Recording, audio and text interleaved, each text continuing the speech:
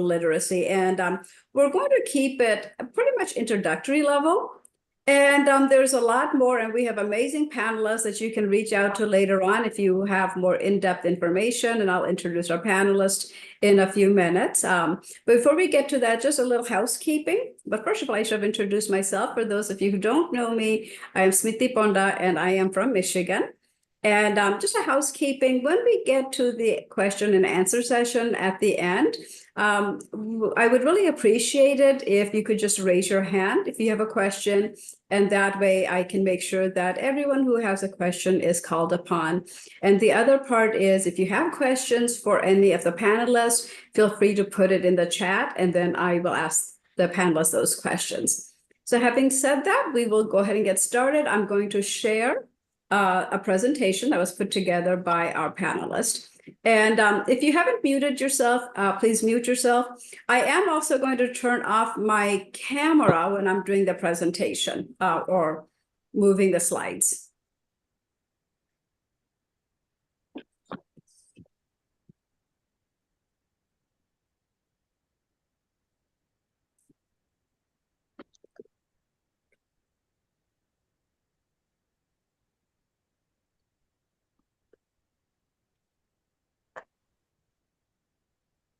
Okay, so welcome to our financial literacy. Our panelists for today are, of course, I'm the moderating. I'm Smriti Ponda, and we have Pinky Samal, who is a CPA, and she's has Canton Accounting and Tax Services here in Michigan. She is a dear friend of mine from the Michigan area. And then we have Pragati Patnaik from California, who is going to tell you all about the practical uses and why financial literacy is so important. And then, of course, I don't really need to introduce Sapti. She's been a panelist before and has done amazing work. And she will talk about the professional side of finances.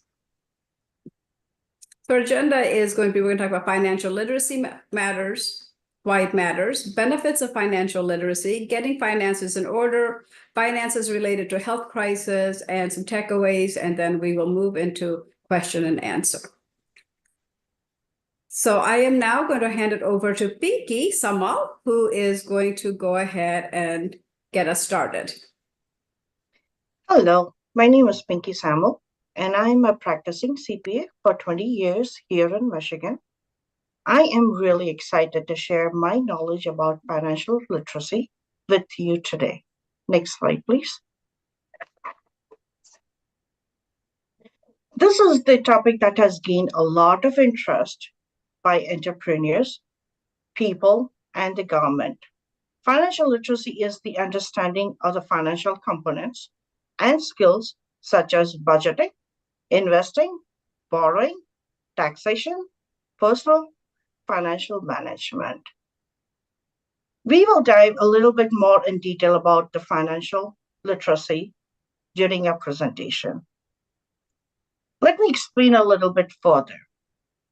When you are financially literate, you have a healthy relationship with money and a lifelong journey of learning about financial matters that are a little bit more advanced.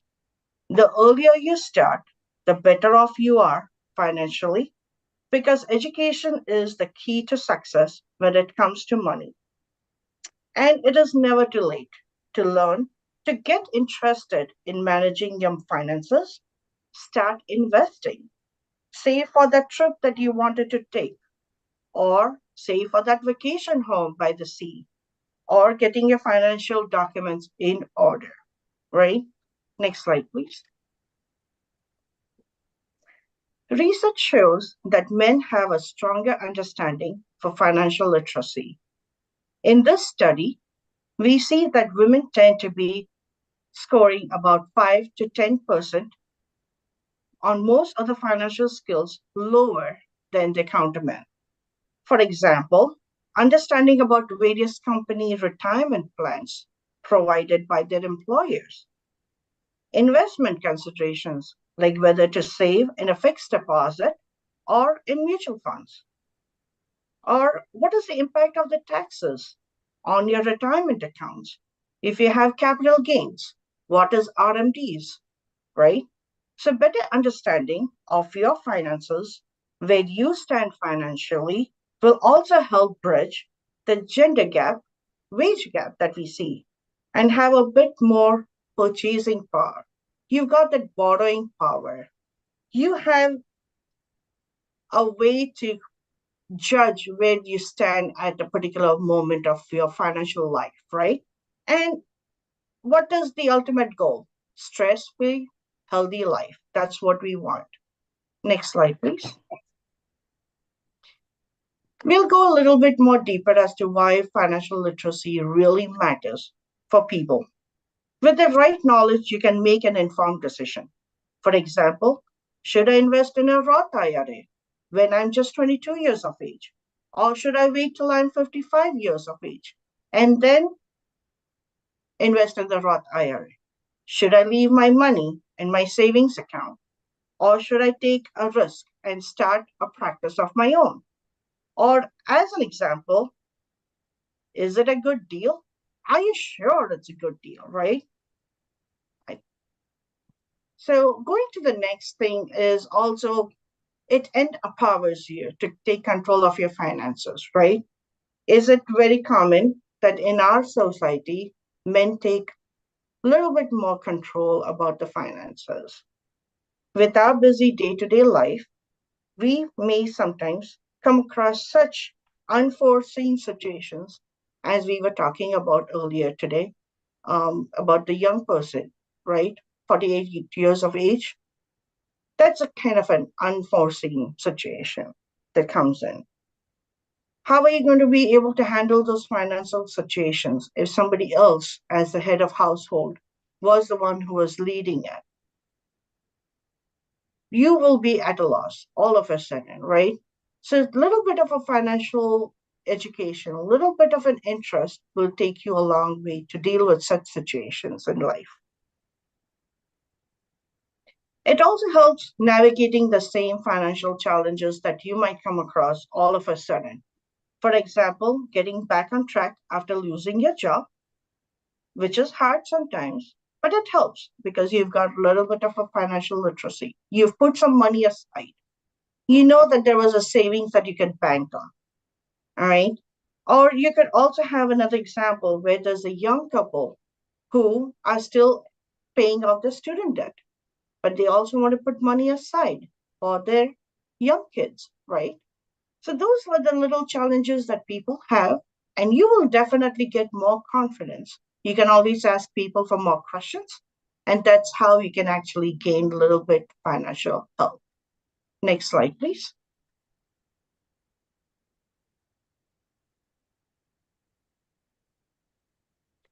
Benefits of financial literacy. And I would invite Pragati to take over from here.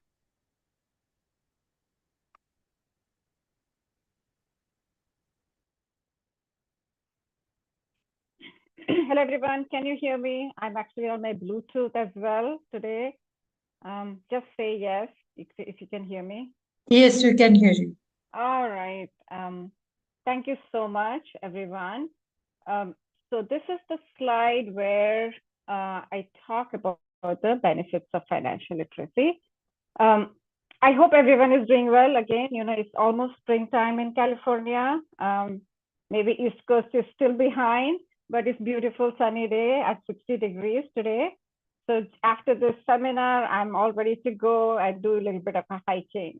So that's my day today. But haven't forgotten the slides that we were preparing for the last few days. I also read up a whole bunch of materials. So more and more things come up as we learn more and more things, because what happens is every day there is a new website that comes up. Every day there is a new financial advisor who puts up a podcast.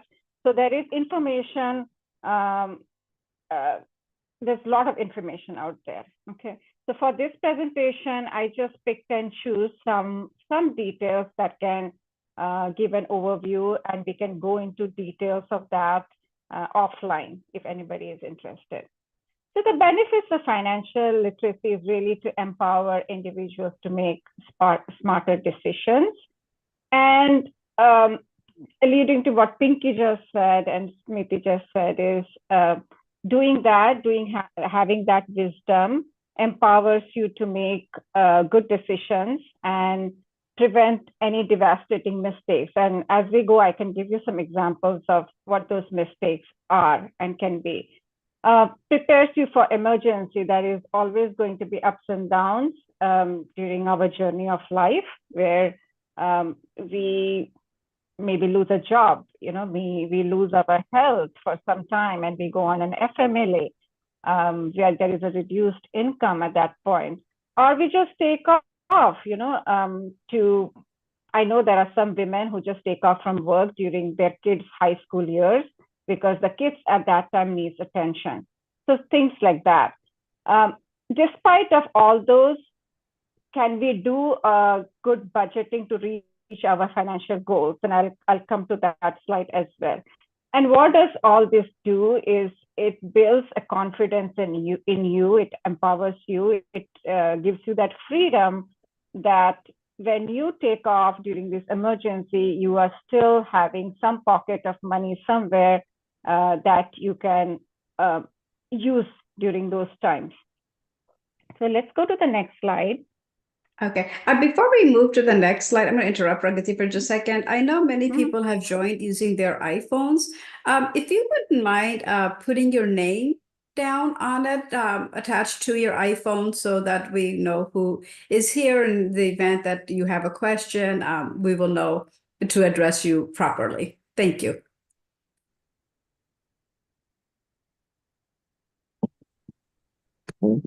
Yeah, we can go to the next one, Smriti, because this is just a title slide.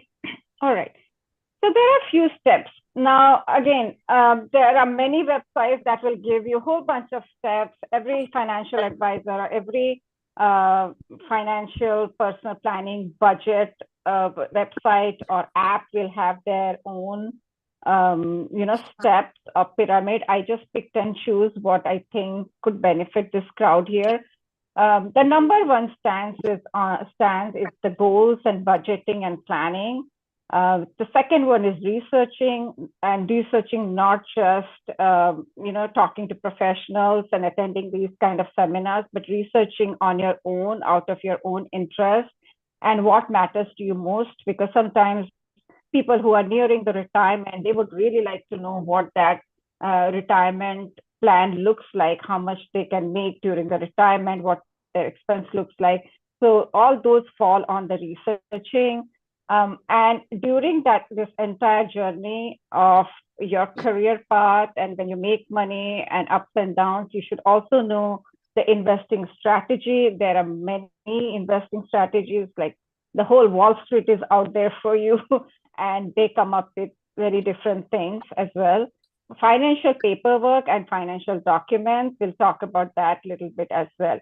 Again, each of these topics can have a seminar, not just one seminar, a whole bunch of seminars can happen under each of this topic, because each one of them has their own nuances, and there is a lot of information out there, but we will just touch on some of them. Smriti, can I have the next slide, please? All right. Emphasizing the need to budget.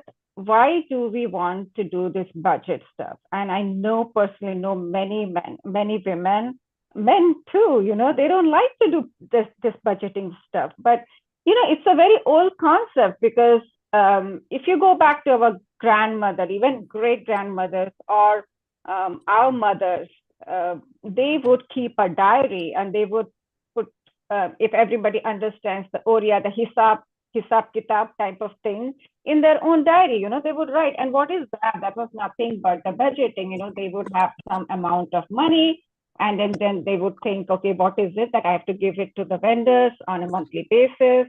And what is it that I have for my own family? What is it that I can do with this money to buy clothes for my children? And those are like small budgeting work that everybody did, But what's happening with these generation, and as we get busy with our mundane work, and when I call mundane work is our own jobs and all that, we forget doing the budgeting, right? But it's very important, and I'm kind of emphasizing that if we can't get to do the monthly budgeting, at least do a quarterly budgeting or an annual budgeting, and it really keeps you check on some of those goals that you want to achieve, or some of those inflows and outflows that happens indiscriminately. You don't know it's happening, but when you do those budgeting and cross check, then you really get to know that those are the things that are happening. So really, personal budgeting is you maximize your savings and investments in a short term and a long term. We all have short term goals and long term goals. And there are some financial institutions, they also introduce something called medium range goals as well. So we'll talk about those. And then minimizing our debt. It's a very, very important topic now. We are in a mortgage world. We take mortgage for every little thing. We take our credit card is nothing but a debt management area where we are basically taking credit on a monthly basis from those financial institutions. So those I would call like short-term debt. The long-term debts are more like the mortgage, the 30-year-old loan for a house. And then in the long term, what is it that we are doing? We're trying to achieve this net worth. We want to know, after a certain number of years, or even at the current position, what is my net worth? And this is the inflows, outflows, cash, or investments. So this is a calculation that we would like to keep a tab on, which again, women don't do that much. Mostly the husband or the men of the family, they like to keep that. And sometimes the wife's mother and the women in the family, they are kind of unaware of that, net worth concept and what is there for them after all these cash flows. Really, the goals by the decade is through your 20s, you are aiming at getting a fresh job. You're fresh out of college or some education institution. You are getting a new job. You at least ensure one stream of income. Okay, so and you try to save like 15% of pay through that decade from say 22 to 29. If you start working at 22, some of our kids have started working at the age of 22. You at least open up a checking and savings. People do that. You at least go ahead with opening, if it's an employer kind of a thing and you're working for big corporate firms, they do these 401ks and you open that up.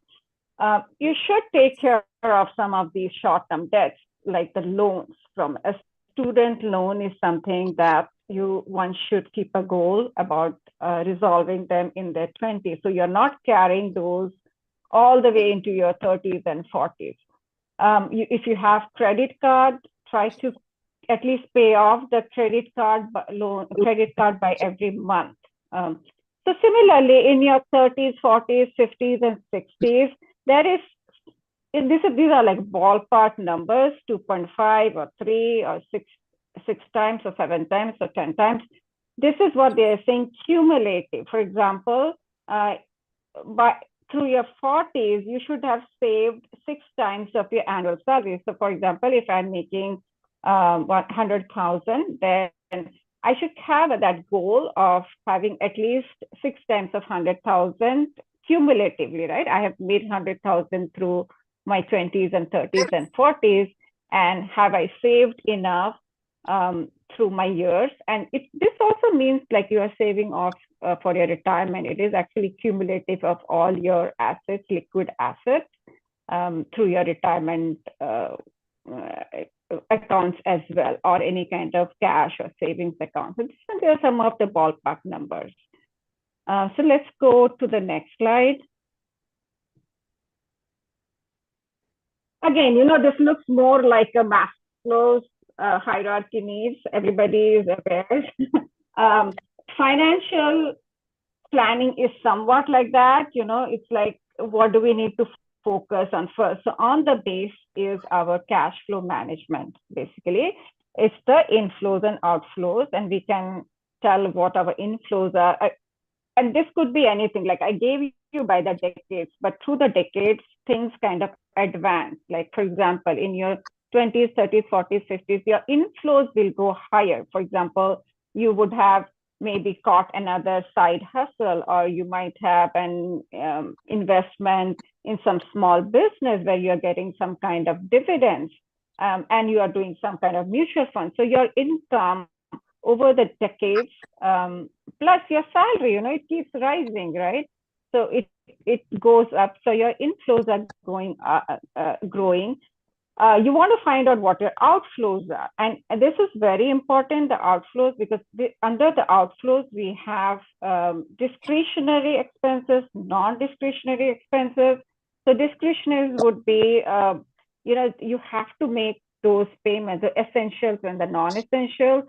Some of the essentials would be you're making mortgage payment, you are if you have kids by the age of 30s and 40s, you are kind of wanting to have some student fund for them, like 529 and all that, with the tax refunds. So all of that you're doing, and you're keeping a tab on all that. Okay. We'll come to somebody needs to like silence, I think.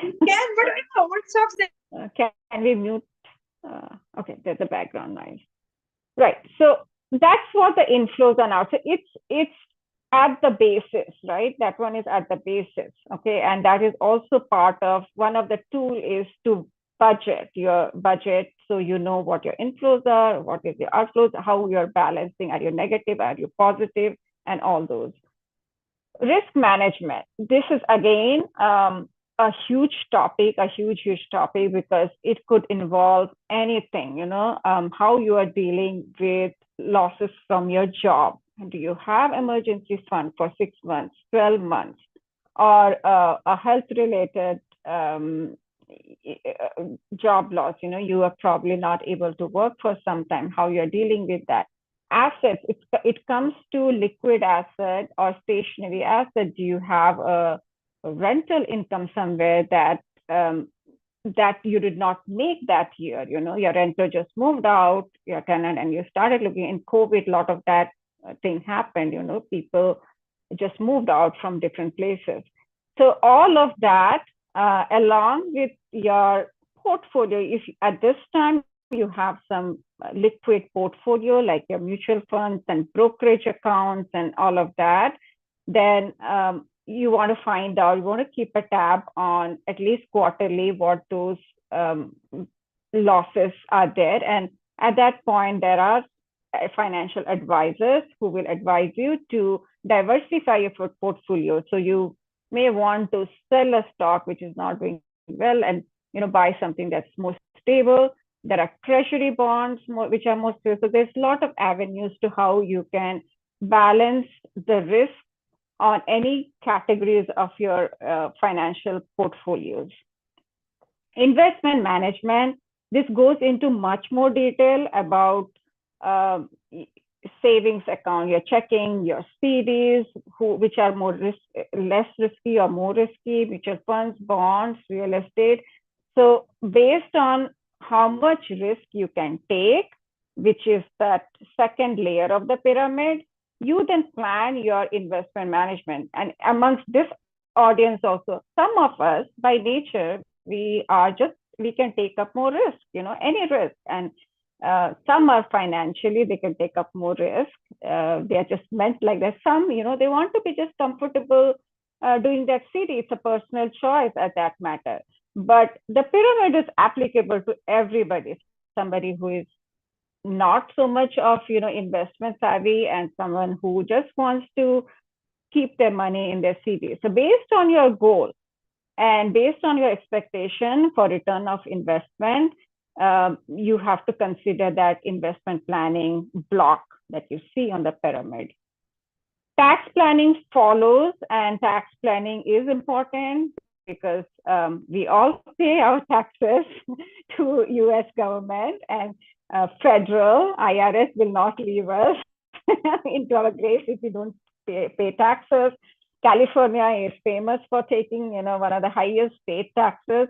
So we pay a lot. Now there are again, a lot of nuances, how you can save money from those taxes. 401k is an amazing tool. There are other kind of tools like 403b, 457, Roth IRA, and IRA, traditional IRA, that really helps you during your after retirement.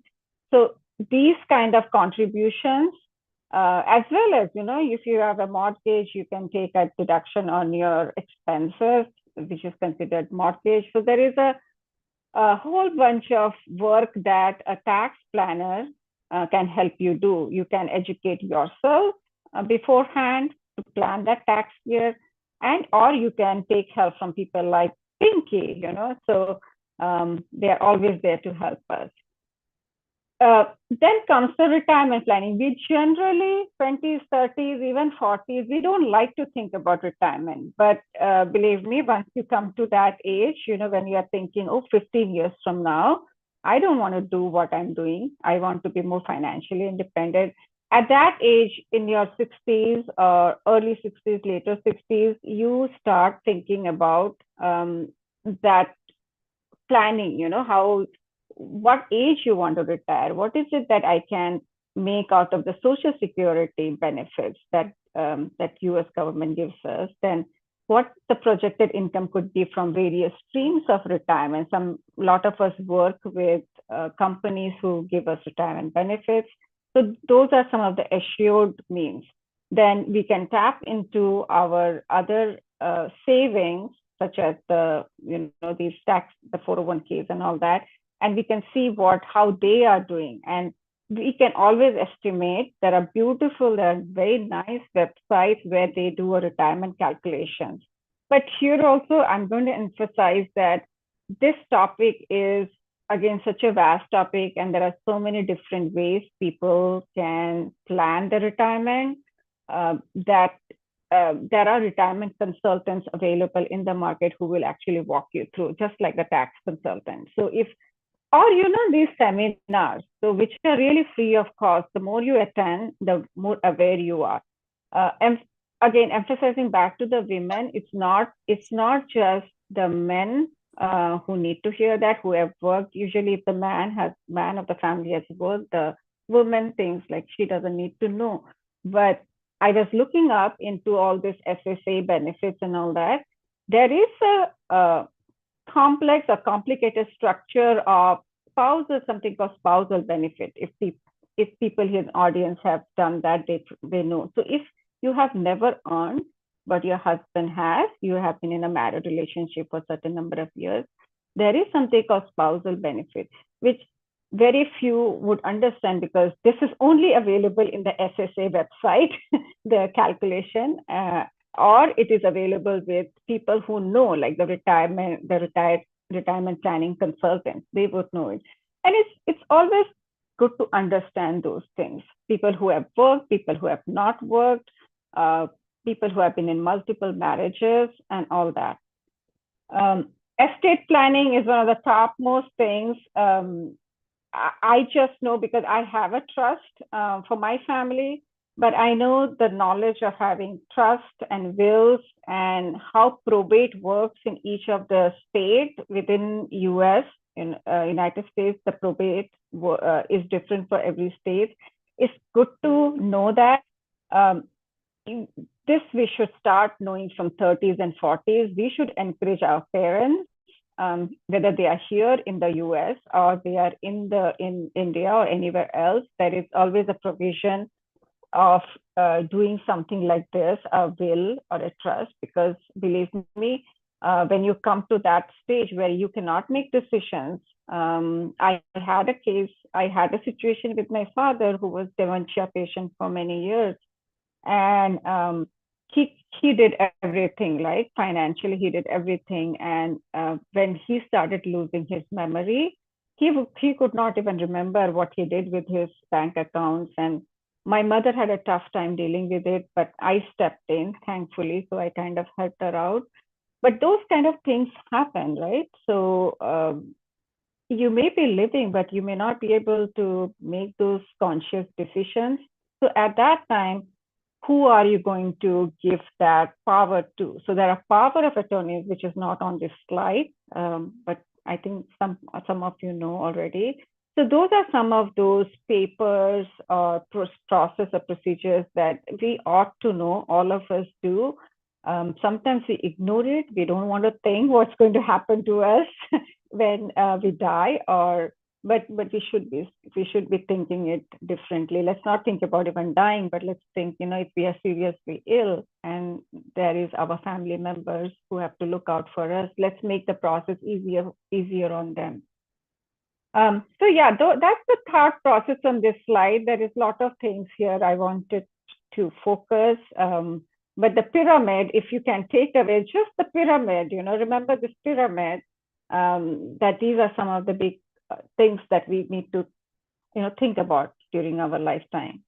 So let's go to the next one.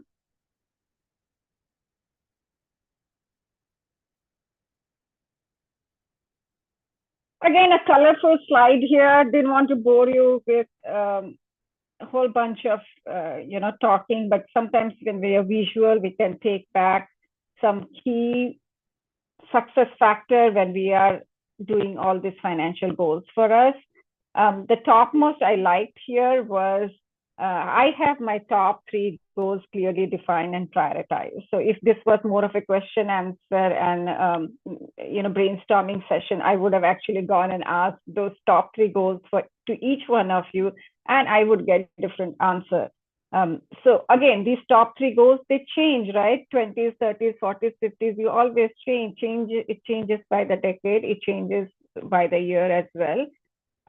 But back of the mind, this checklist actually helps. Do I have it defined and am I working towards it?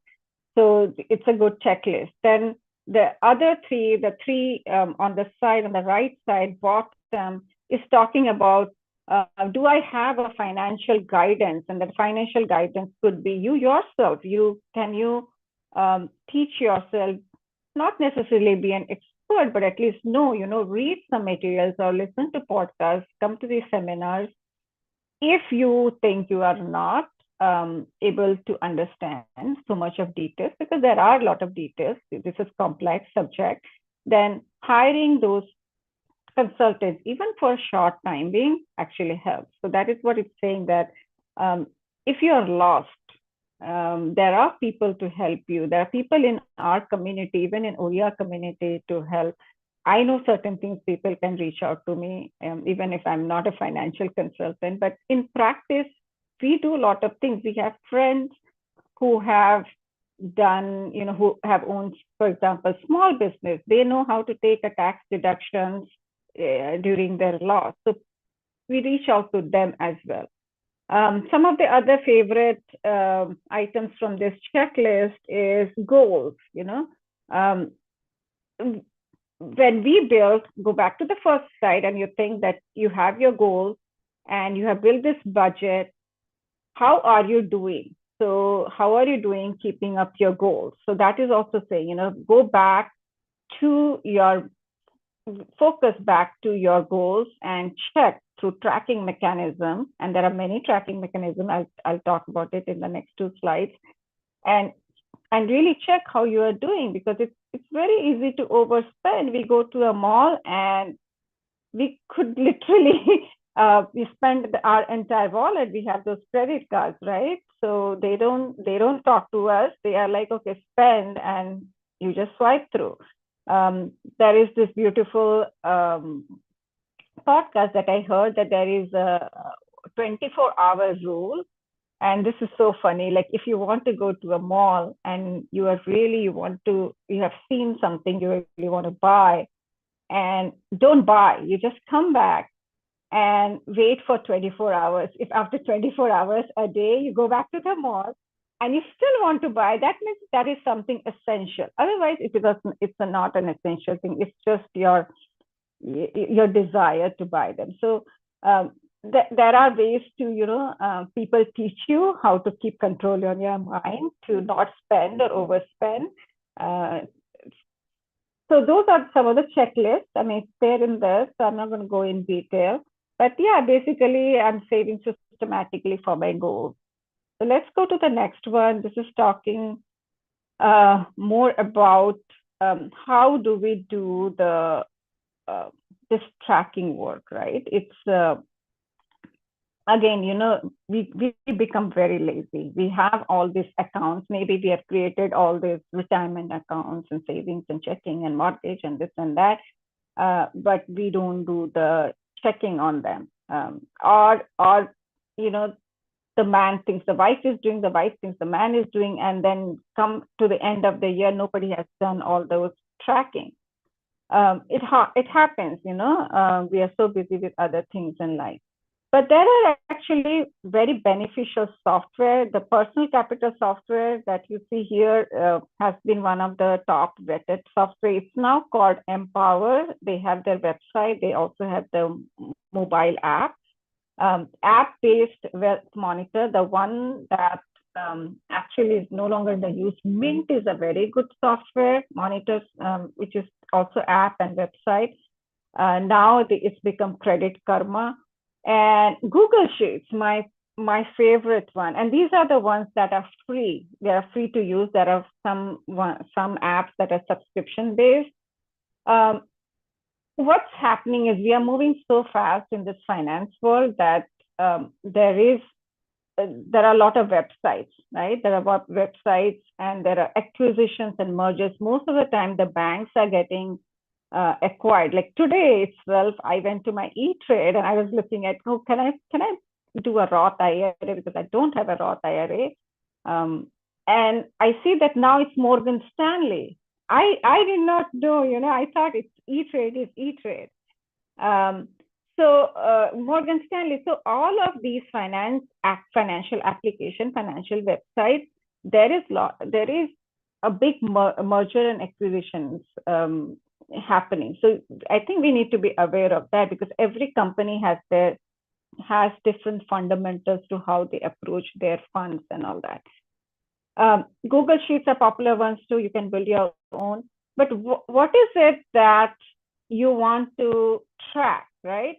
On the ballpark level, the statements. And statements come out every month. They also do quarterly statements. And you want to do the ROI. So basically, go back to that pillar where I showed, investments, right? The risk management is risk management is when you know what you're losing and all that. But first thing is you have to track, correct? So you have to go into these statements and return on investment. And these apps and websites do it for you. They calculate it for you. They will put a nice, beautiful pie chart in there.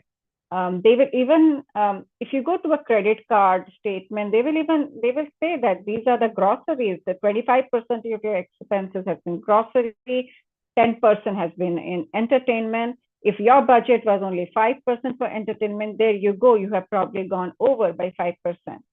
How often to track? My personal feeling is if it's a long-term investment, quarterly, annually is fine, or biannually is fine. But if it's a short-term debt, which again, credit card is a short-term debt, or some of the loans, auto loans are short-term debts. Long-term debts of a house, we don't care. We know we are paying mortgage every month. If we do a yearly lookout on them, it's fine. So some of that is actually very, very important. Just so that you know how healthy your investments is, how healthy you're doing with your goals, and what is it that you need to do, anything you need to adjust. For example, now, and this, I'll give you another example, is IRA. IRA, actually, the contribution on 403 or 457 or Roth or Roth IRA or the 401k, every year they change the limits. Okay, they also change the limits on if you are 50 years or more, and they also change the limit on the catch-up contribution. So if say somebody has not done those contribution in their 20s, but they are in 50s and suddenly they think about their retirement, they want to now do the catch-up and they have more money at disposal. The kids have gone out of college and they are like, I want to do more investment towards my retirement. Unless you know that that limit has now gone up, you would not know how much how much to put in there. So the website, IRS website, tells us a lot of. You just do Google, the Chat GPT will come up with all sorts of answers for you guys. So tracking is important. We'll come to the next one because I think I am running out of time. So quickly we will go to the next one. All right. So many documents, right? So overwhelming. This is overwhelming to everybody. I'm tech savvy person. I'm also financial savvy person, but I get overwhelmed as well. And I find new things happening, occurring, coming out. Like I don't know what this Bitcoin is all about, but some people are very passionate, So bunch of new things happening in the finance world. But at the minimum, what are the things that we need to keep an eye on? Your credit card and bank statements. One of the reasons is sometimes we always think that, oh, is there a fraud happening? And there are fraud happenings. And actually, India is very popular for that. So like I said, for my mother, I manage her finances from here. She cannot log on to any bank, basically. So I do that for her. And I check if everything is all right, So same things here. There is some subscription that may be happening, not necessarily fraud, but you may have just forgotten about it. Okay. I like to sing. So there is the Samuli application that I bought, and I didn't record music for a long time, but the company kept charging and charging. So looking at your credit card bills monthly actually helps you with saving those costs. Brokerage firm statements, very important. Quarterly is fine. Go ahead and check them quarterly. We are not brokers. We are not, day traders. So we are not going there and, stressing ourselves out on a day-to-day market up and down, how Dow Jones is doing versus S&P is doing. But quarterly, right? That's a healthy habit. Quarterly mortgage statement. Again, this is interesting because sometimes you are at a 30-year loan, a fixed loan, and you are paying off and off. But sometimes, you are probably left with a loan that you can pay off easily. So that would encourage you to keep a tab on these high mortgage statements. Home insurance, auto insurance, it's good to know them because those are some of the things that are tax deductible on when you do your tax returns. If you're working, your W-2, 1099, if you're a consultant, property tax is your main property, or if you have investment properties, those property tax are also kind of, they are more like expense, so those are tax deductible also. Retirements and SSA statements, again, the 20s and 30s and 40s don't so much care about these statements, but when you go to 50s and 60s, you want to see how you're doing, so you can do a better planning on them. Wills and trust papers, not just for yourself, for your parents, somebody in your family, advise them, take a look, what is there, how it's doing. If you want to add, subtract, any new investment, new things that you want to add, right? So those things. Beneficiary designation, I came up with this on my own because just myself, if I go into some of the accounts of my own, I don't find beneficiary. I must have forgotten to list them. It's always a good checkpoint to go through your accounts and do the designation. You can do your son, daughter, your husband, anybody that you like in your family. Technology savvy. Sometimes this is like a big ask to people who are not into, so much into computers. I know somebody here personally, Nita Devi. She has a hard time getting into, all those computers and websites and finding out all of that. But at the minimum, guys, we are going into a world where this is becoming inevitable. The computers, the technology, the websites, mobile, before you know it, everything is now app-based. So how we can keep ourselves aloof, we have to know. The user IDs, password used to be one thing. Now they have added multi-factor authentication, and I worked in a cybersecurity project and I myself did that. because of the frauds. They're protecting your accounts. So how can we not know about these IDs and passwords and MFAs? We got to know about this. And I am so savvy about this. Anybody offline, if you guys want to reach me, please do so, because I have even developed the MFA myself, working in a cyber department. The practice of using the online accounts and mobile apps sometimes is too much for us. Mobile apps are so new. We don't know even how to download them. We don't know what their names are. We don't know what they do, right? Usually our teenagers or people whom we call millennials or Z generations, they are mobile savvy. We are still not there. But unfortunately, sometimes the website does not give that much information than the mobile app. The mobile app they're spending more dollars to keep the mobile apps better than the website. So that's why the mobile app will give you much more views and flexibility to do things. You have your iPhone, or if you have any of your other smartphone, I would definitely encourage you to learn at least the basics of it. Awareness of any fraud activity. And if none of these work, right, none of these three things work, guys, everyone has access to the customer representative of the financial institution. For example, Wells Fargo, where you would have your checking and savings, I do. So if for some reason I can't get into something, I would just call their customer service. E-Trade, I mean, all the financial institutions are very well equipped with their reps who can actually talk to you on the phone. They will ask you some verifications that you are the person, you are not another fraud person, but they will also take the time to explain, and they even can supply you with the financial advisor, sometimes free. So if none of those online things work for you and you don't know how to use it, don't despair, right? There are customer representatives who will help you, in the tracking purpose. They will exactly give you what you need to know, your balance and everything else. I think that should be it, right? This would be Tapti's. Next slide would be Tapti.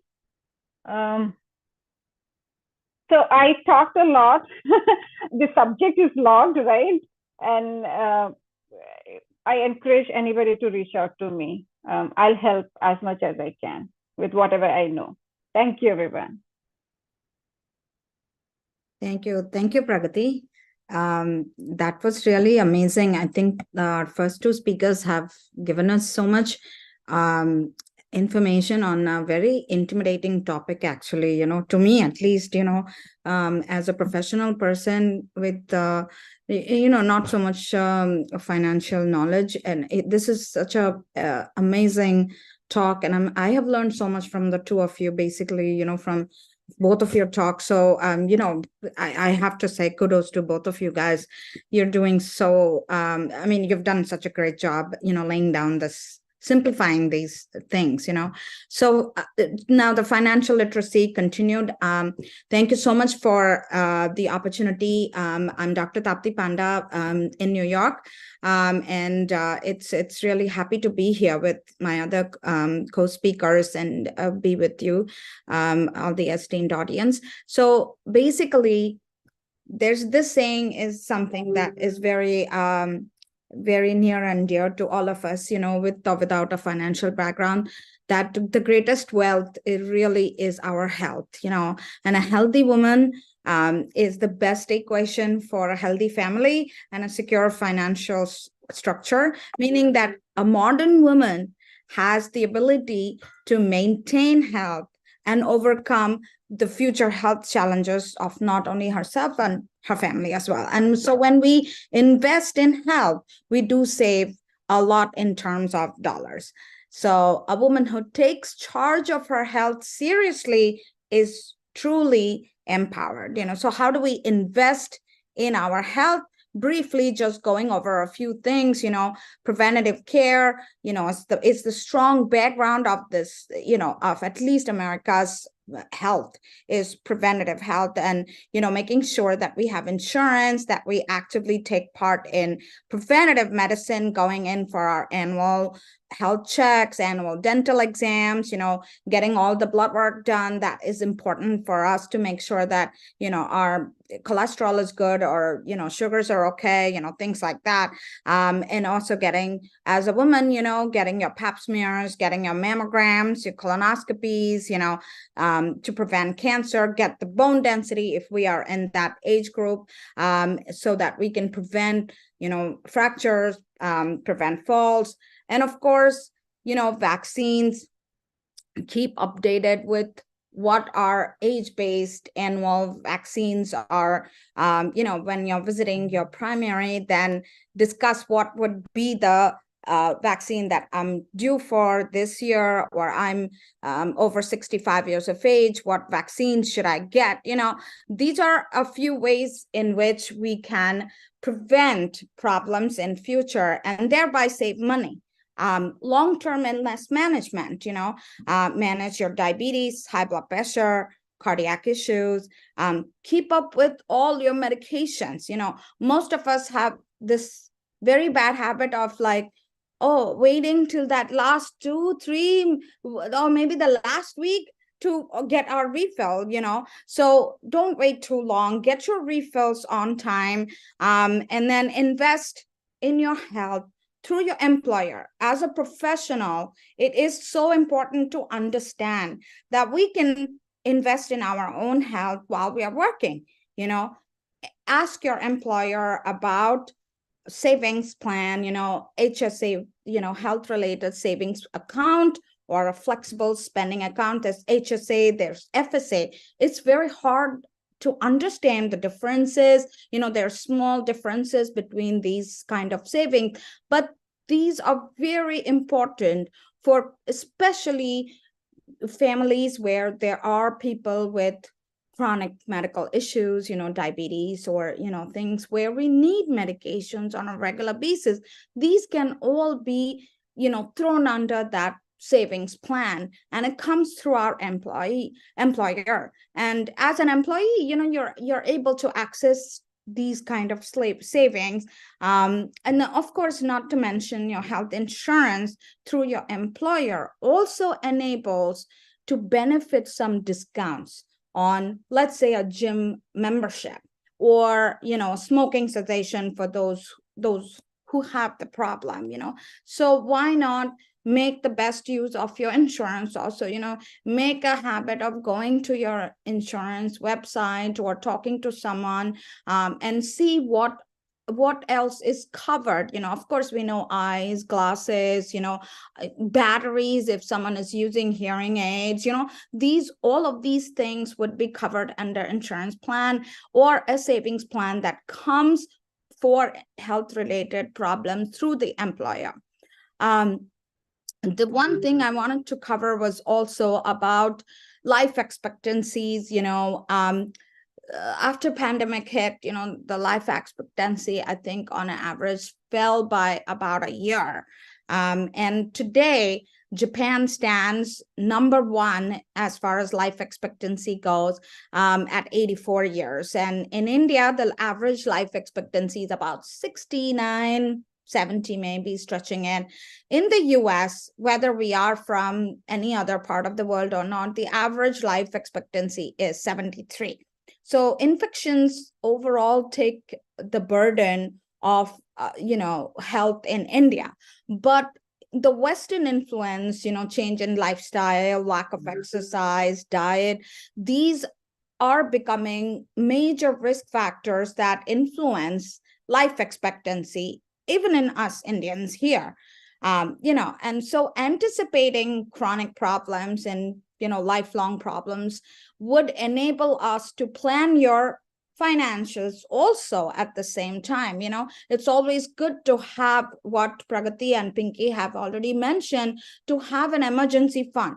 Like, make sure we have at least 3 months or 6 months saved ahead of time in case of any kind of, dire health related, disability or illness or something that happens, and also plan ahead of time. What if I need nursing home care? What if I become disabled? What if I have a mental or a physical condition that needs long-term care? Planning for all these things ahead of time means that we become less of a burden on our children's future also. So engaging in activities like social clubs, hiking, gardening, hobbies, gym, all of these things make sure that we actually have a good health and also invest in financially. So going back actually to the previous slide, so when we talk about specific health-related finances as professionals, we need to know a few things, which I'm going to just briefly go over. One of the most important things is the FMLA, which is state dependent, and it comes through the Labor Department of each state. And if we are employed at a place where there are more than 50 people working along with us, usually that employer will be eligible for an FMLA through the Labor Department. So make sure we are aware of these things and how much paid time off will I be eligible for? How many months should I be working for at least to be able to take FMLA or unpaid leave? What else comes under this FMLA? Most commonly it's the conditions that will be taken into account will be, if there is, if I have delivered or I am pregnant and I have a pregnancy related problem that needs to have certain treatment for which I can apply for an FMLA, and I can take up to about 12 weeks in a year. Or let's say my family member has a condition, somebody got some kind of surgery, or and that needs frequent visits to a doctor, or that person needs physical therapy, and I'm the person driving somebody in my family, then I can apply for FMLA. So it's not just for myself, but it's also my family member. Also, bereavement comes under FMLA. Adoption, I'm adopting a child, this would fall under FMLA. Let's move on to the next slide, please. Then there's disability, that we can claim. That means if I have a medical condition where I am disabled for a short period of time, or am I going to be out of work for a longer period of time, so there's short-term and long-term disability, and these are all dependent on the place of work as well as what state do I live in. So every state and every employer will have different terms that come under disability, short and long term. So basically, short-term disability is where we get 50% of my pay will come to me for that period that I am away from my work and I'm not able to work. And this is different from sick time, so a lot of places of work will allow me to take up to about a week or 2 weeks with full pay if I'm going to be sick, or I have a surgery where I can recover quickly, and I'll be back to work in about a week to 2 weeks. I take that sick time off. So being aware of time offs, paid time offs, and disability claims in your place of work is extremely important. Next slide, please. So this is just to briefly show what is the difference between short and long term. I mean, it's very easy to understand based on just the terminology, short and long term, where long term is where I'm not going to be able to work beyond 26 weeks. So anything under 26 weeks, 2 to 26 weeks would fall under short-term disability, and less than 2 weeks is more like a sick time off. So understanding these terminologies are very, very important for professionals, men, women, everyone, because who doesn't fall sick? I mean, we all are, anything can happen to us. So we should be aware of these things. And whether I'm going to get paid or not is very important, because then I have to prepare, my family has to prepare, based on these kind of things. Next slide, please. So workers' comp, and this is the third thing besides the disabilities and sick time off, is workers' compensation. Most of us would be familiar, or maybe not familiar, I'm not sure.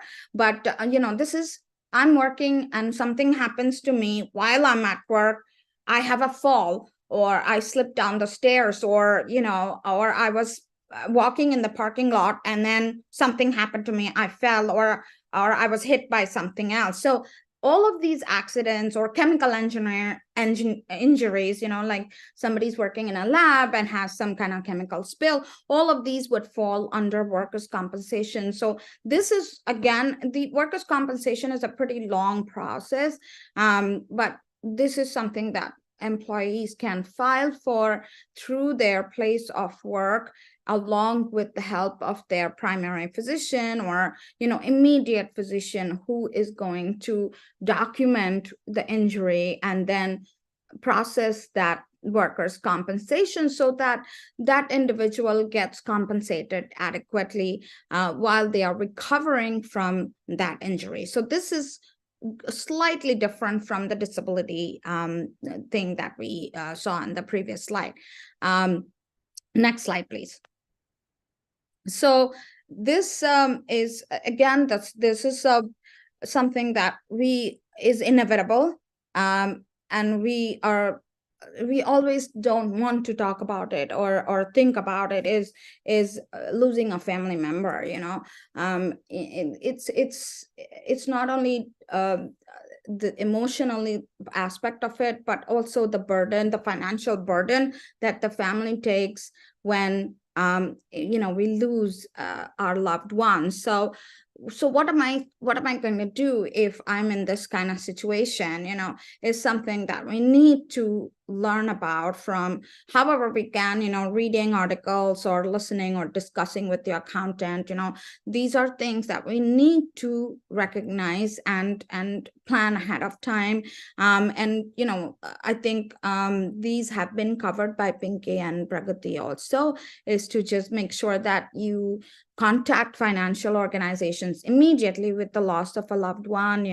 Contact all their banks and insurance, any policies, loans, anything, and then update the names and beneficiaries of all of the accounts that they may have held. And then what happens if I was in the hospital, or I had an illness and I'm gone now, and what happens to all the bills that I owe, or I had a debt, my credit card debts? What happens to all that? How does my family handle that? So usually some of these bills and loans, student loans and things, are considered unsecured debt. That means most of the unsecured debt that someone who's deceased is forgiven. Or if they had some savings, or they had estate, property, or money that was there, that would be utilized to pay off their bills. And creditors have up to about 60 days or 4 months from the time they put on the paperwork that so and so has this much credit debt to pay off, or this is the bill. From that day on, they have like about 60 days or 4 months to file for the claim in case they want to use estate, property, or money for those specific bills. Next slide, please. So I think Pragati did a great job in her last slide. Also, she covered a lot of these,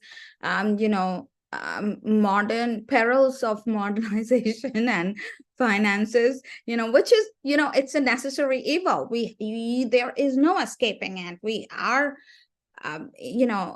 we have to be responsible enough to keep ourselves updated. And that's the bottom line. There's every day things are evolving around us, and the world is changing and getting more modern with AI and with, things that are getting scarier and scarier.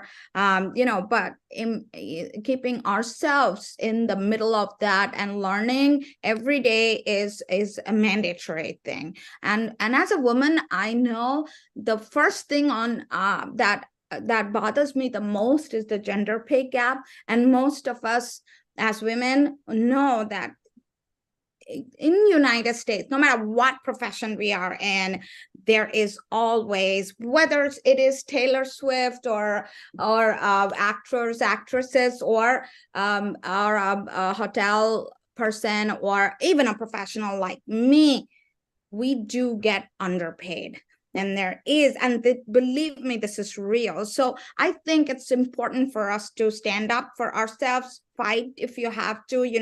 If somebody's getting paid for the same amount more than you, and it's only because of the gender, fight for that. That is very, very important as a woman for us to fight for. The other thing is, understand your income, know your income and expenses. These things are extremely important. Some of the expenses are necessary, some of them are unnecessary, and we don't realize it. Like some subscription that was there from like 2-3 years back, I don't even have time to go over it, but that money is going on a regular basis from my bank.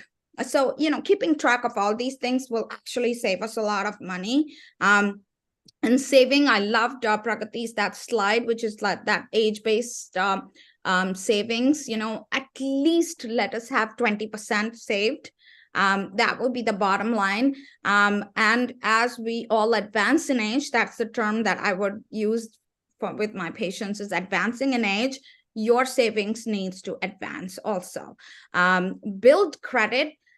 This is something that I learned after, once we arrive into a new country, learning the financial terminologies, challenges, how to build credit, what do I need to do this, to build my credit or open a bank account. These are some of the things that we all learn, and I did do my learning, and I'm sure many those who are attending this seminar also will agree that at some point they would have also learned this. So yes, and it's a learning process every day. Minimize debt. You cut down expenses, minimize debt, pay down those credit cards, set your financial goals. And, and the last thing is make sure we are aware of how am I going to transfer money? Like, how am I going to pay off somebody at work? I'm going to use Venmo. Am I going to use Zelle? Am I going to use PayPal? Understand that there are hidden expenses here. How do I, what portal can I use so I don't have to pay that extra money? Understanding these things, understanding how to transfer money to your loved ones if they are in India. These are things that are very basic today, and as women and as professionals, we need to keep ourselves updated. So, and to conclude, I would say, one saying in Sanskrit, which I would want to mention here at the end of my talk, is that Arogyam Paramam Bhagyam Swasthyam Sarvartha Sadhanam, which means that health is the biggest wealth in one's life. It is the only thing with which all the other things can be achieved in life. So thank you so much for this opportunity. I'm happy to answer questions, but I know that your questions must go to the other two speakers. I also have some questions for them. So thank you so much for this opportunity. Thank you, Tapti. That was really, really in-depth. There are some of the things that people may not even think about. Have you signed up for short-term disability? Has your employer provided you? And I've seen where people say, I'm not going to be having any injuries. I'm going to be healthy. I don't need to sign up for that particular deduction. Why do I have to pay that extra $10, right? And then come boom, they're kind of felt they are needing short-term disability. They need long-term disability because the injuries may take a bit longer time to heal compared to what you had planned. So try not to skip these little insurances that's out there. You want to have your health insurance. You want to make sure you've got your short-term disability. You've got your long-term. If you are a provider, you are having companies, you've got employees with you, make sure you do invest in workman comp insurance. It will help a long way. Yes, it's an expense on the employer side of it, but think about your employees who are working with you. Pay for them, what if something happens at their work injury? So thank you so much, Tapti, for bringing that up. And next, taxes. Not everybody's favorite subject, right? But these are some of the things that everybody needs to know. If you're in a working force, you need to know these few things. So what are the things that you need to know? What kind of income am I really reporting? What should I not report to my tax preparer? Do I be taxed on this particular item that I received? Is it a gift for me? My parents sent money from India. Is it going to be gift for me? Do I have to pay taxes for that, right? So these are the little things that you need to be aware of. And also, for example, I have a trust. Does my trust file the tax return? Do I get income from that? Is that going to be taxable? Is it going to be flowing into the beneficiary's account? Are they going to be taxed? So these are the little things that if you are aware, it will help you a long way. And now coming into the simple things that I've seen people, and I hate it, they don't even open the paychecks. They don't even open the W-2s. They come and give you the 1099s, the W-2s, all of them intact, in envelopes. Oh, it says tax document, here it is. Did I get a chance to open it? Did you really truly say that you've got your gross income as this? What was your taxable income? Did you double check how much was your 401k deductions? Was it up to the part that you planned? Was it less? Was it more? How much is the federal withholding? I was just doing a tax return yesterday for somebody, and they have actually over withheld. They've got 20,000 sitting with the IRS. Yes, you could have used the same 20,000 somewhere else, right? You didn't have to pay the IRS upfront and then collect it at the time of the tax filing. So those are the little things that I want you to kind of open up your W-2s, open up your paycheck, see what your deductions are. Have you actually availed all the deductions that was given by your employer? Did you even think about it? No? Then let's go back. This is the starting of the year. Go back, see if you can add those deductions, right? So those are the things that I want you guys to get used to. Yes, the money is coming into your bank account. Yes, you've got making 250,000. Great. You don't have to worry about money, but deductions, see where it's going to help you. There are certain places that you may want to kind of even include your spouses, right? You probably have a small business. You've got your wife who's helping you with all the admin stuff. She's collecting mail for you. She's taking a couple of phone calls. Do you think that you can add her as an employee? Take that deduction in your business, make her a little bit of a nest egg for her, maybe join her as part of your profit sharing. Those are the little things that I want you to kind of think about. Talk to your tax professional so that you can add those as a deduction. One way to save taxes, but the other way also is to increase your nest eggs, right? What happens if you found a new job? Oh, wonderful. You got a new job. But do you even know what kind of a deduction you need to do? Is it going to be single so that there's more withholding done? Is it going to be you want more cash flow? Are you going to do it as married filing joint? Are you going to claim number of exemptions? How many exemptions are you claiming? So those are the little things that you need to be aware of. Talk to your tax professionals. Find a tax professional who's going to be there for you for the whole entire year, not just during the tax season, not just filing the tax season time. You'll find that there are a lot of businesses close after April 15th. You call them, nobody picks up the call. And there's an emergency, you need some information, there's nobody to talk to. So find those kind of people who are there for you for the whole year round, right? What if you have had a bonus? Now, this is the starting of the new year. You've got a lot of bonuses being heard that, oh, I got 20,000 bonus, I got 50,000 bonus. Is the bonus in cash? Or do you just have it in stock options? Do you want to have more cash flow? Do you want to invest more towards your 401k? What do you do at that time, right? And again, going back to what Tati had mentioned too, was sign up for all those employer-related deductions that you can come up with. They've got flexible spending accounts. They've got healthcare savings accounts. They've got cafeteria plans. Maximize it to the max you can. $5,000, oh yeah, you don't have to pay that from your pocket because 5,000 is pre-tax money. Think about from that perspective, right? Simplest thing is dependent care expenses. You're thinking about sending them for daycare. Are you paying it from your pocket, 5,000? Or can you have it deducted from your paycheck? Because that is pre-tax money, 5,000. So here's the difference, right? 5,000 from your hand, 5,000 from your paycheck. Pre-tax money, post-tax money. Think in that way. So those are the little things that is tax related.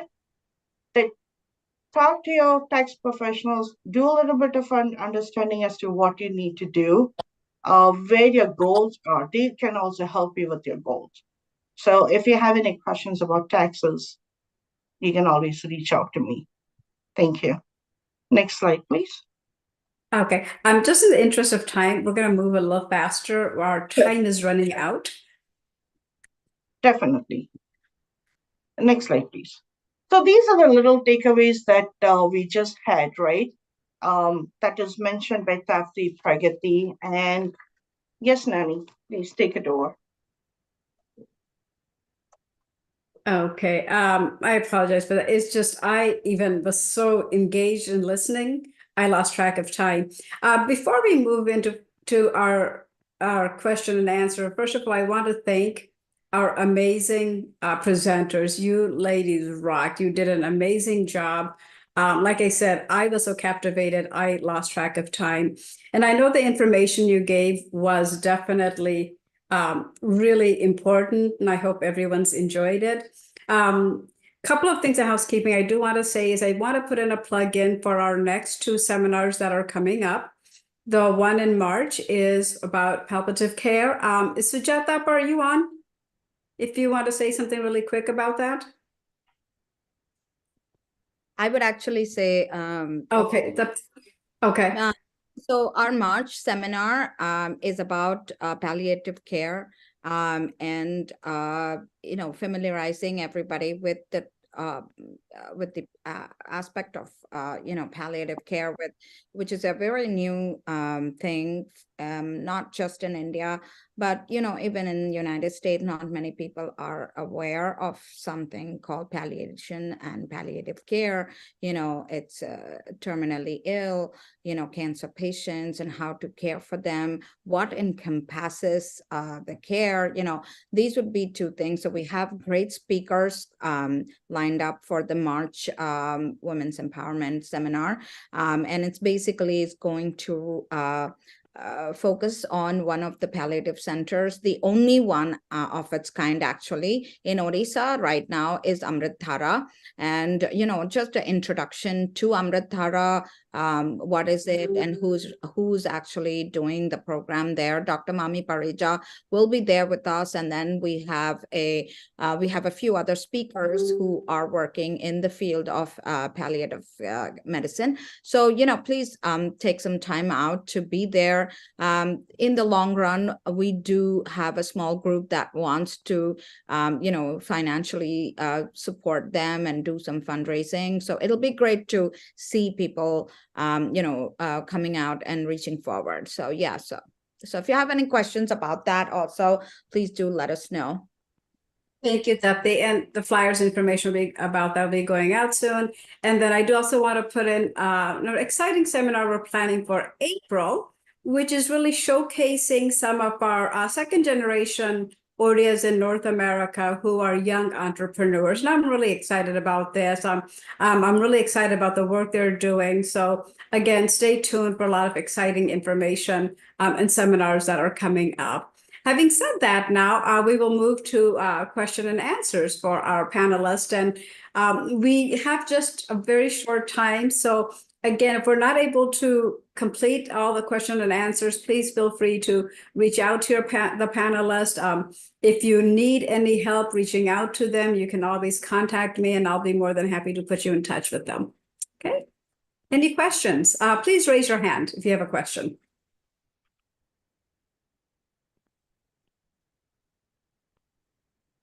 If not, do any of the panelists want to say anything? Oh, is there a hand raised? Yes, Preeti, I have one question.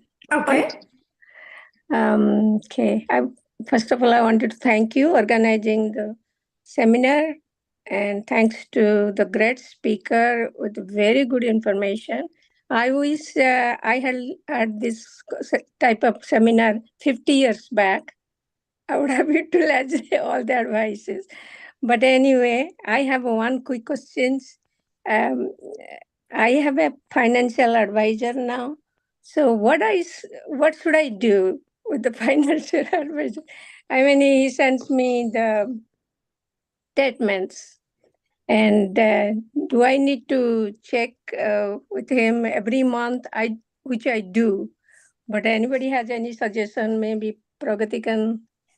Yeah, let me chime in, Annapurna Parai. So I think it goes back to your goal. So are you at a point where you just want to track them and you want to make sure that if you are retired, I don't know the age bracket you are in.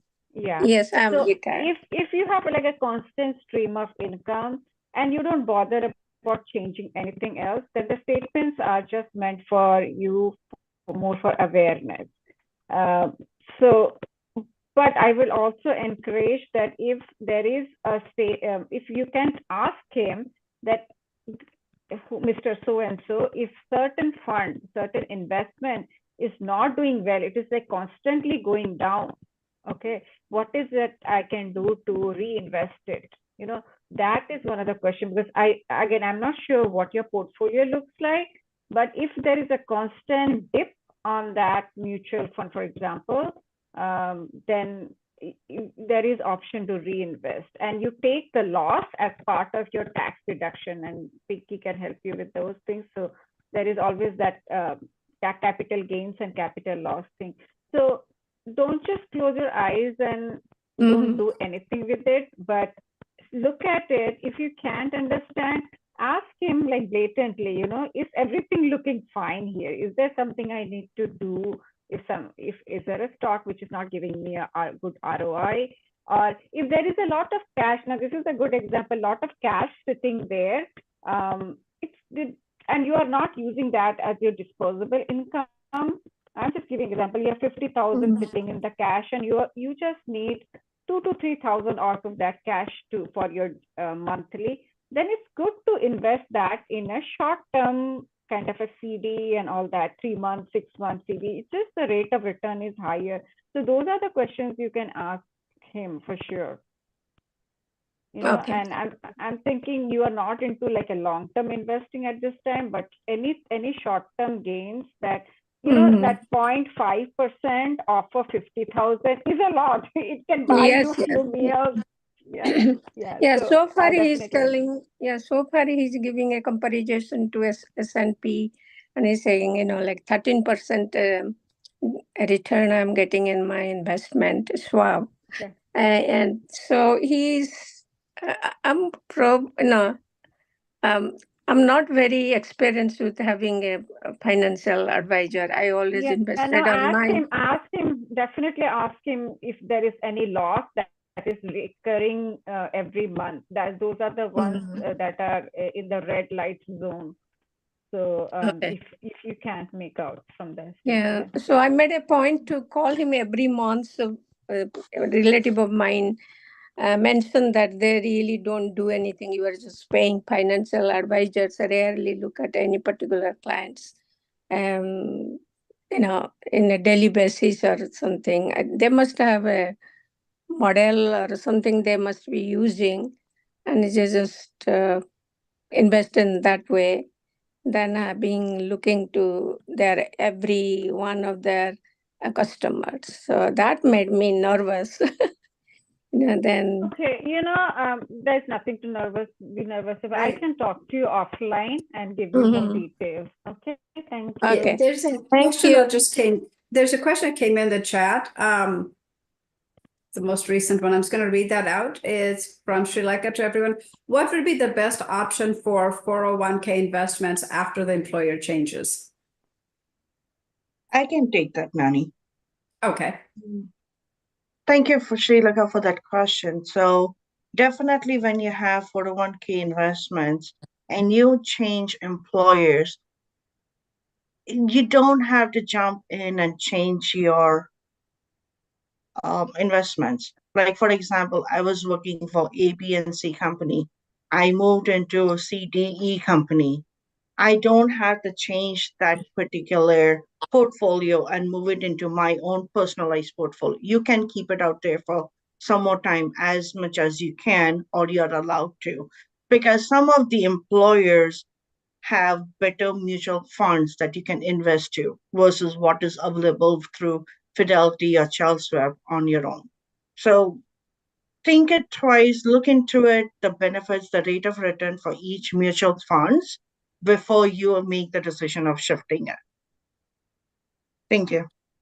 Okay, here's another question.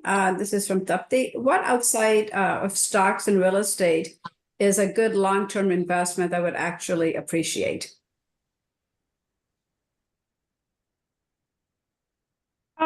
I can take that one. May not be the 100% answer, but have you taken a look at the treasury bills, the long-term treasury bills that they are pretty stable. I do invest on them, part of my income. Then I don't know if you go into, if you know things about the Roth IRA that IRA gives. The Roth IRAs are kind of, it's a income that you can keep aside, and when you retire 59 and a half, you can take it off without paying taxes.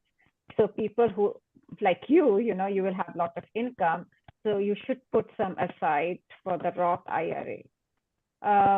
Let's see, you talked about the stocks, but mutual funds are more safer as well. Stocks they would go up and down. Mutual fund is a little bit more stable. Real estate, what else? What else can I think of? I mean, these are the major ones. I mean, if you don't want to be riskier, treasury bills and CDs, Roth IRAs, safe indexed mutual funds, those will be good long term. Okay, anyone else have a question for our amazing panelists? I know I've learned a lot. And it was also really good for me to get a refresher on things that I had learned a while back and had to relearn. And I was chuckling the whole time Tapti was talking about FMLA, because I recently had to fill out paperwork for FMLA to take time off for my surgery. And then again, I didn't realize how much time I had in my sick bank. And I realized I probably hadn't taken time off I've been working at this place for 24 years at the university. When they said, well, you really don't even have to do the FMLA paperwork, you've got 900 hours of sick time. I was like, oh my God, I should have been taking sick time instead of going to work, and I was not feeling well. But filling out those documents and filling out the FMLA paperwork, understanding when they kept asking questions about, is this workers' comp, is it not?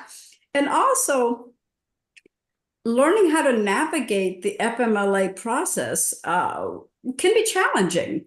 To really, if the paperwork is not exactly correct, they'll return it, and there's a timeline to follow with everything. And you're thinking, I've just had surgery. I'm not sure I'm lucid enough to get my paperwork into the doctor to get all of that done.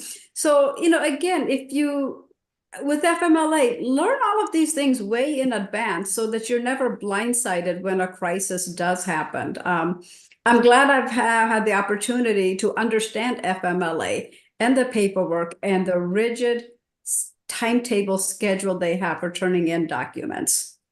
So that's my plug-in. And again, amazing job to all of you ladies. If Harry, there are no other, Smriti, I think Rajesh Yes. Yapa had a question. Oh, okay. I have received controversial statement regarding wills and trusts. Which one is easier on beneficiaries? This is a very pointed question. So I have to do some research. I don't want to give wrong answer. I know we build a trust for ourselves based on what our financial advisor said. He said, since you have a higher income and you guys have rental properties, it's better to go with trust. But this one I have to research, unless Pinky knows any other answers to this, wills versus trust. Thank you, Pragati. Mhm. Yeah, so there's always a controversy where wills and trust, and I'll tell you, most of the lawyers will push for the trust. Mhm. And the reason is because then they can actually charge you for it. It's as simple as you can just even have a will and say, all my income, all my real estate, any properties that I have will go to so and so as 50-50 beneficiaries, right? You can have probably two beneficiaries, both of them get 50-50. You don't need to do much. You don't really need to build up a trust for that. But again, it's situations, the financial situation of a person, what is it that they truly need out of it? These are the things that they need to talk to a tax professionals, because there are a lot of things with a trust, there are a lot of different trusts that's out there that might be able to be tailored to their need. So definitely talk to a lawyer, talk to a tax professionals before you think that one or the other is better. Thank you, Pink. I think Lena, you had your hand up. No, maybe by mistake. Oh, okay. Okay, no problem. Are there any other questions? If not, we will call it quits for now. And this information, I will share the link on OSANet and other sites. So I will Sorry. share it with everyone here. And Sorry, then, feel free to. sorry, Yes. I'm Arun here from Boston. I have a question actually, sorry, about the Roth Okay. IRA. About the Roth IRA, my understanding was that if your income limit is high, you cannot do Roth IRA. Is that true? Or? No, there you can do it. There are businesses who do it. I was just listening to a podcast, and there are some loopholes based on which you can do it. But I mean, are we talking? They're saying that if you have small business, sometimes you have to find a side way to do those. Are you into small business? But otherwise, if you are just salaried employee, you can absolutely do Roth IRA. Roth IRA is one which, if you anticipate that your income is going to be very high during your retirement years, 59.5 to 60, that's when you should start putting in some money into Roth IRA. Yeah, but my question is, Mika, I'm basically a salary, so I don't have any business. But for the Roth IRA, when you contribute to Roth IRA, so because I know that money my after tax money, right? So I'm paying after tax. After tax money, you're just keeping it aside into an IRA, and then when you take it out, then so you don't basically you do say called a backdoor Roth conversion, right? It's a backdoor. So okay. It's savings. Yeah. But do you can pay? take that question if that's okay. Yeah. I do understand your question, because as a tax professional, when you contribute into your 401k and if you contribute higher into your Roth, it becomes a taxable amount and you have to pay back that amount, right? In the form of taxes. So be watchful as to how much you are contributing into the Roth along with your 401k. But the Roth, the money that I'm putting, already I have paid the tax, right? So do I have to pay tax again when I convert into Roth? So the way what I have been doing, okay, so what I do, I convert into IRA, then within a few days, I convert to Roth conversion. So I call using called backdoor conversion. So do I have to pay tax on when I convert to Roth? That's my question. You technically have to pay taxes. Again, it goes based on your income slab at that time, how much you've already finished contributing. And they call it as the backdoor, but then there is also how many times you can do it in a year, what is the dollar amount you can do. Yeah, but Um, okay, because what I do, Okay. I normally, whatever the IRA, Just in the interest of time and other questions, if you want to message this to Pinky. yes, I'll do that. And she can work individually with you. I believe Sasmita has a question. She has her hand raised. Sasmita, you want to unmute yourself? Yes, yes. Yeah, good afternoon. I'm Susmita Mandi from North Carolina. I'm just wanted to know, like, saving is better or investment? Like saving, investment, where you have to do, like, how we'll believe which one we have to do? Yeah, Sasmita, I answered you on your chat, and I always vote for investing. And there are safe investors and risky investors. So what happens with your just savings account is you get typically less than 0.5% return. But when you go into CD account, it can go up to higher return. So that's one of the safe. Treasury bill will go a little higher. There are some mutual funds which are very stable. So if you are not using that fund in the short term, then it's always good to put it into a safe short-term CD or little bit higher, interest rate accounts. So just don't keep a whole lot of money in your checking or savings, which you are not using even in the next 3 months or so. Because nowadays they do all these CDs, right? 3-month CDs, 6-month CDs, and they give you a little higher rate of interest. The only problem there is you have to manage it. Manage meaning you have to go to a bank if you're not tech savvy and request for that CD. But if you can go through online, you can do that easily. As far as your other question is to choose which one is good, this is where the financial advisors will step in. If you're working in a bank, they will usually help you with that. Even they give you like free advice. But if there are like questions that are very very CD specific and mutual fund specific, I can also help you. I can look at its ROI and I can help you with that. Thank you. I'm just in the interest of time. We have gone over our time, and so we're going to need to wrap it up. If there are no other questions that are coming up, and like I said again, feel free to reach out to our panelists. They have just been amazing. So I do want to say thank you again to our panelists for taking time out of your business schedules, for presenting us with this really important information. It sounds like we may have to repeat this session again based on the number of questions that came up.